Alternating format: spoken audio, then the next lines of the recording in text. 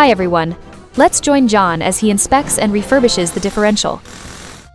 So in putting this back together, there's a thrust washer here, and then one under here.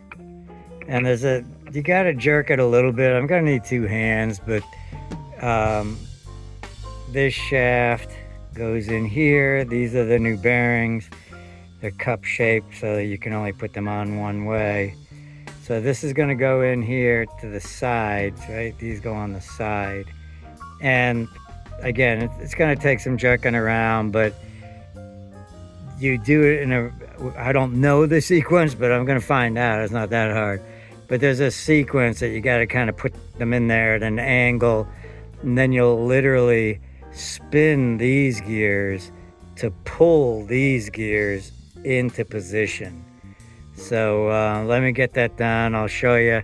Once they're in position, there's no particular keyed orientation of these gears to these gears, so you don't have to worry about like getting them in wrong. You know, as long as they're in, and this shaft is in here, i.e. here, and these guys are up in their seats, it's put together correctly. The only thing you might want to notice is that this pin has a hole in the top, which matches that hole there that a retaining pin goes in. So that's the only thing you could get wrong maybe, is to put this pin in backwards. All right, with that, give me a few minutes to wrangle this thing around and we'll show you. Let me explain how to do this. It took a while, but I figured it out. So you put these big gears in first. Then you lube up everything with the sticky lube, right? You need the sticky lube. And then you put the cupped copper spacers where they belong. And then you put this gear, these smaller gears, one directly in front of you. And then you reach around the other side and you sight so that the bores are directly in line with each other. Okay, that's the key. Get them so that there'll be a gear right here, and you're looking down its center, and you'll align the other gear directly with it. And both these gears are engaging these bigger gears at the time, right, that you're doing all this. And then you just literally spin them as an assembly, and they'll fit perfectly into these pockets. And the bushings might be in the right spot, might not, it doesn't matter. They'll easily shift into the correct location because it's basically a perfect sphere inside here between this and this. So as you're rotating it, you're just spinning on that top of that surface, which is pretty cool. And then make sure, like stick your finger in, make sure that that bushing and the gear are aligned as you're driving this pin through. And then, once everything's aligned, you can push it clear through.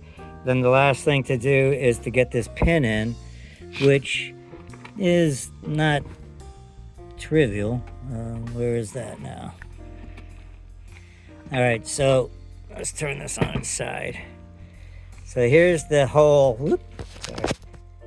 There's the hole the pin's got to drive through this hole. And the way you do it is from the top.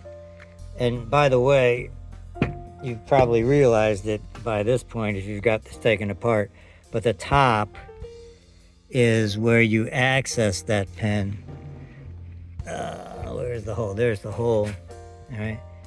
That hole goes clean through. So you put the pin in from this space and you drive it down. And then, so what I was showing in the other view, is that the first thing you want to do is get this shaft with that hole aligned with that hole. And then as you tap it in, they should stay in alignment so you can drive the pin in. This is going to be a little bit touchy-feely getting this pin back in here. But that's the process, and then she's all back together. All right, my shims came in. So here's the original shims. which are about $4 each. And here's the replacement shim. The ID is the same, which is what matters. OD's significantly less, but as a shim, they're fine. So now I can dial in the preload on that bloody pinion gear. And I'm down to within, I think what's in it now is 0.02, and I need 0.015 thereabouts. So I'll stack these up to get that. And then I got to keep doing it and then testing preload, test preload until I dial it into between 10 and 12 foot-pounds of torque. And then I can move on to putting this in, which, by the way, this has all been put back together. I did have to change the shims in here a little bit because I had a little bit too much slop, and now it's beautiful. It rotates, but it doesn't, there was some slop, I think, in this direction, which is gone now. So that's a small win for this.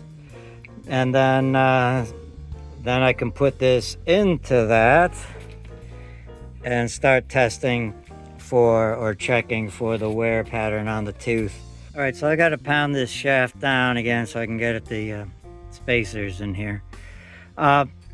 In a couple of videos, you've probably seen me using these ratchet extensions to do many things, and I love these, just FYI, because everything's rounded, right? The tip is rounded up here, and then the back area here is, I mean, I haven't seen one yet that is just squared off and sharp edged and stuff. And so they lend themselves to doing a lot of things that you need to, just push things or, just whatever you're doing. Yes, they are hard steel, so you gotta study what you're doing and make sure that, because this is gonna win as far as placing dents and things, like if you're, well, just again, whatever you're doing. But here's a perfect case where I don't wanna flatten the top of that or risk doing that by pounding directly on it. I could put some nuts on it and do that, and I have.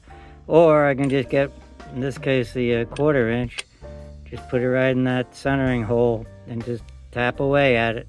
Can't do it because I need 2 hands. But again, you use what you got around you and don't freak out by multi-purposing your tools.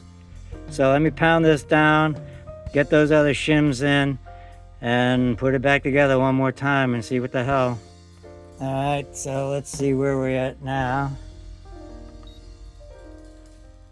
You gotta do it slowly. And it starts to break right around 5. Let's do it again so you can see.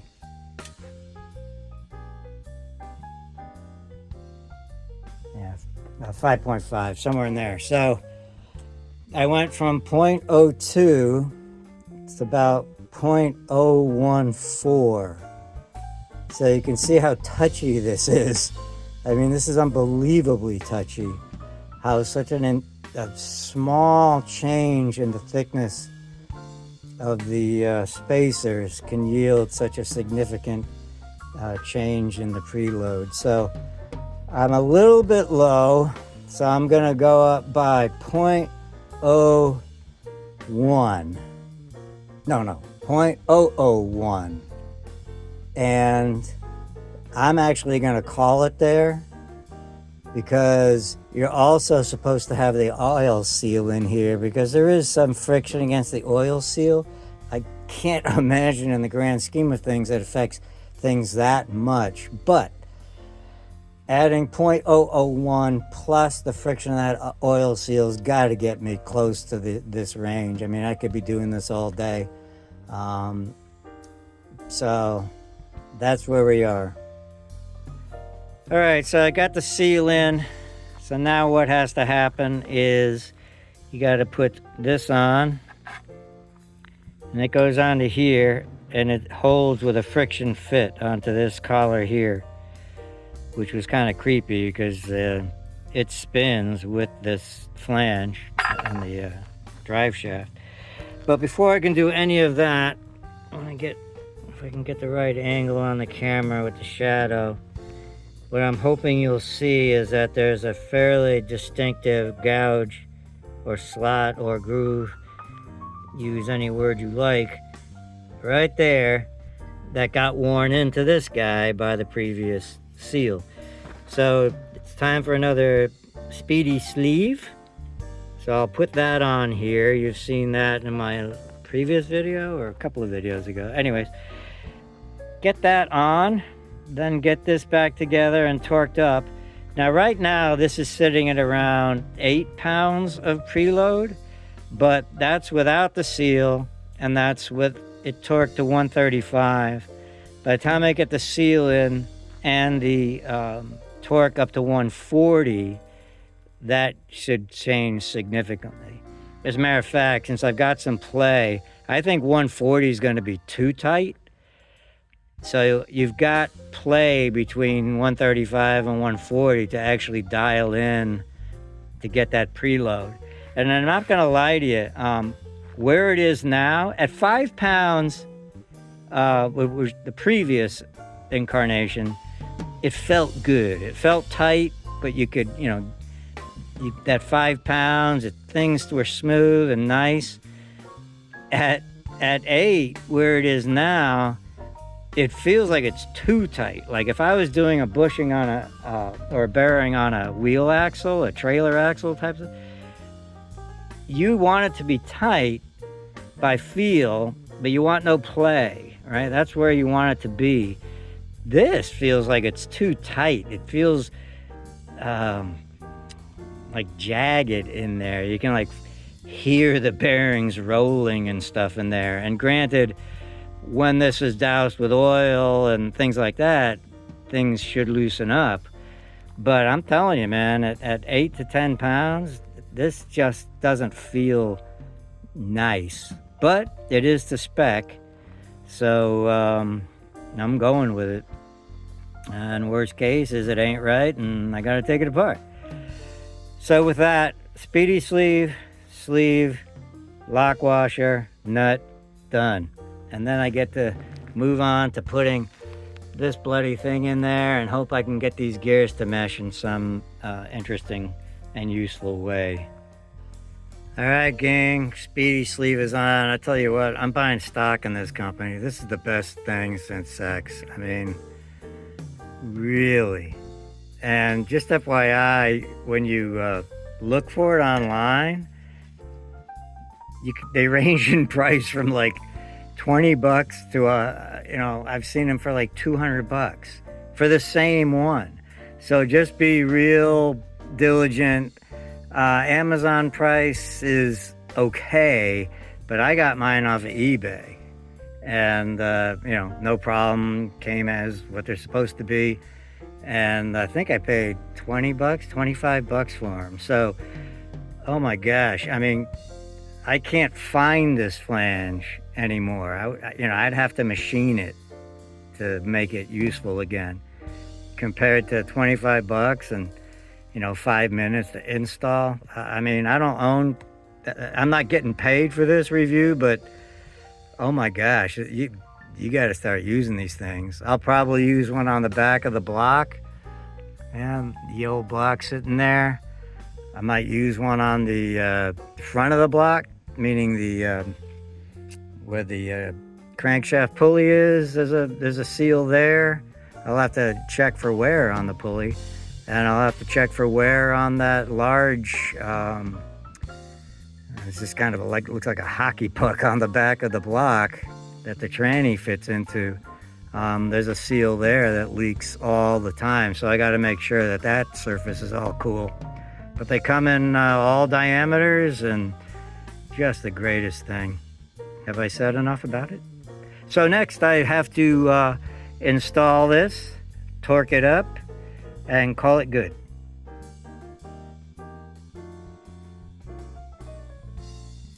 All right, I've cleaned up all the bearing surfaces in the race and in here, and I've lubed up these. So wish me luck when I put this all back together. I don't have to mess with it anymore. Just also wanted to point out they stamped right there, 0 to match.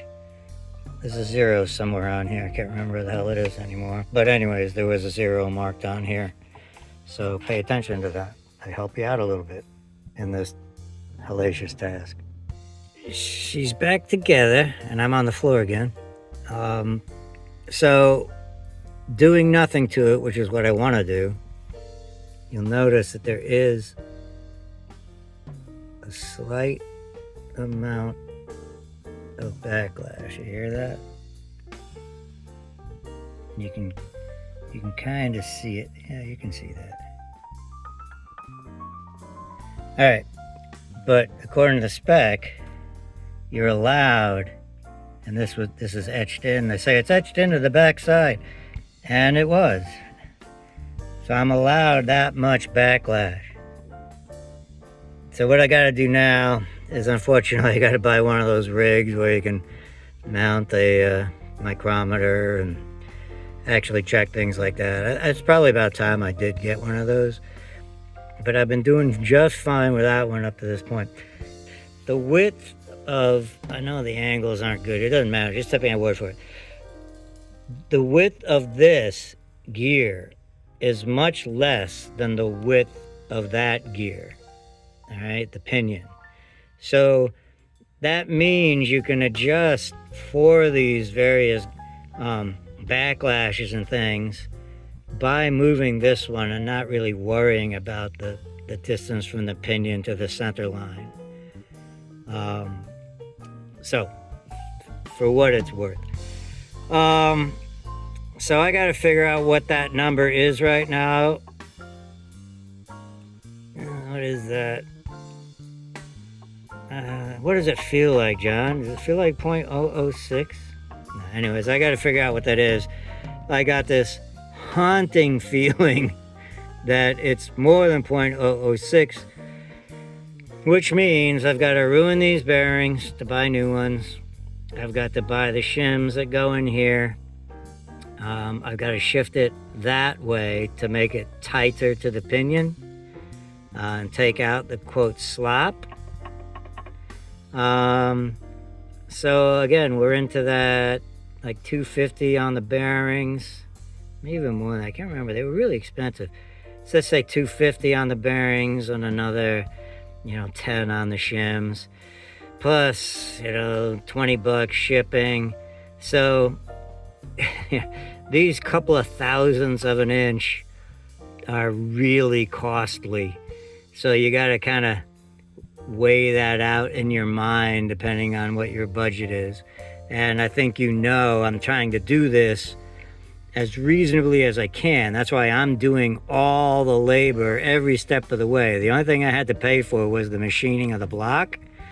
And that was like more than I wanted to spend. I thought it was going to be $9,000, and then he hit me with a $1,200 total package after I had to get the valve seats, piston sleeves. It was just more than I thought it would be. So that's $1,200. That's as much as I've paid for the car itself. Certainly, I think I paid $1,000 for the car. So, you gotta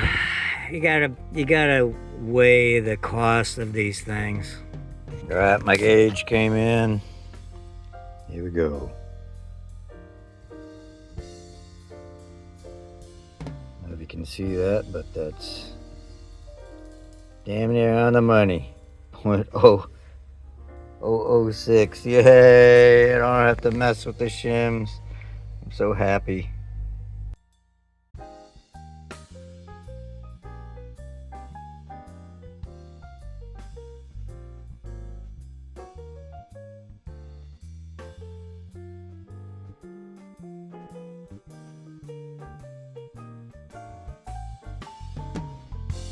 All right, it's time to put this guy back together. I'm debating how far to go, meaning do I complete the whole thing, both hubs and brake assemblies and everything. Because remember, the goal is I want to be able to use the rotisserie aspect of this as much as I can to do stuff that would be routed under the car, like brake lines and fuel lines and that type of stuff, harnesses. And to do that, it would be good to have like this on, so that I can get where the clamps are that hold the brake lines and hook up the brake, rear brake, stuff like that. And similarly on the front end, I need to have that on so that I can find the right clamping locations for brake lines and stuff. But I don't necessarily need all the weight of the whole wishbone assembly, right? And certainly not the front hubs and brake drums and all that stuff. So I want to keep these components as light as possible. This, along with that, is fairly heavy, but I think it's something we can deal with. And I might go as far as putting in the drive shafts, and then stopping there before I have to do the whole brake assembly. And I think that'll be a manageable weight limit on my my awesome rotisserie mounts and everything, because there's a point where it's going to get too heavy for that assembly. So that's where we are. I'll put the differential back in. I will probably put the shafts in and kind of see where we are. All right, so I'm all excited to put this back together again, and I realize I don't have this gasket. I do have gaskets that go here because they came with the bearing kit, but this is like a one-off thing. And it's like $2, which is really reasonable, but again, the shipping time and this, that, and the other. So I'm gonna make a gasket using this as a template. So I'll get after that. All right, so I need the gasket here because I've been patient. So I thought, well, I'll just make one. And I thought, what the hell? I'll show people how to make a gasket, because this is an above average gasket in its complexity. So I'm concerned with the inner diameter of this gasket. All right, the outer diameter, it could be anything, bigger than what it is, and I can trim it back after the fact if I don't want to cut two concentric circles. So I'm going to get the ID by measuring across here, and you can see that it's most likely, let's see, that's about half, 7.5. If I were to do 7 3/8, it would be too tight. I'd have nowhere to go. So 7.5 ID. And I'm assuming it's a circle. I think that's a safe assumption. So let's cut that circle out. All right, so I'm using pencils, so against the black it's a little rough. But you can see I've got the concentric circles, 7.5 ID and a little less than 9 OD. I'm going to worry about all the bolt holes after the fact. So let me get this hoop cut out. All right, so there's our disc in position, fitting like a glove. So now I've got to, from the back, I can see the holes. There's two ways to do this. You can go around this side and kind of with a some blunt instrument like a pen or just something that you can rub on it over the hole, and it'll kind of put the outline of that feature on. Or you can go from the back side and just color in where the holes are. So maybe I'll try both ways. But the first thing I want to do is secure this in place so that it can't clock on me while I'm putzing around getting these holes, because then I've screwed the pooch. So let me get a clamp on here or some tape or something just to keep this from moving. All right, so I just went around each hole with a pencil here. Again, apologizing for the fidelity, but you can see that there are marks there. more from the glare of the lead than anything, but they're all there, and that's all I need.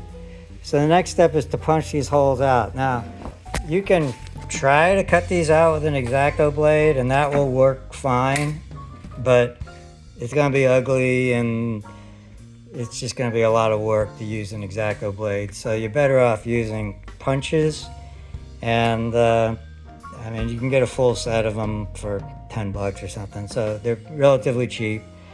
So I'm going to get those punches and show you how to go about doing this. So this is what punches look like. Let's just grab one and show you. Okay, but they've got a kind of a sharp point on them, and then you smack them with a hammer. So what I'm going to do is find one that's slightly bigger than the hole, which this one is slightly bigger. I guess you could be an expert and measure them. Yeah, that fits in the hole, so that's a little too small. So I got the right size.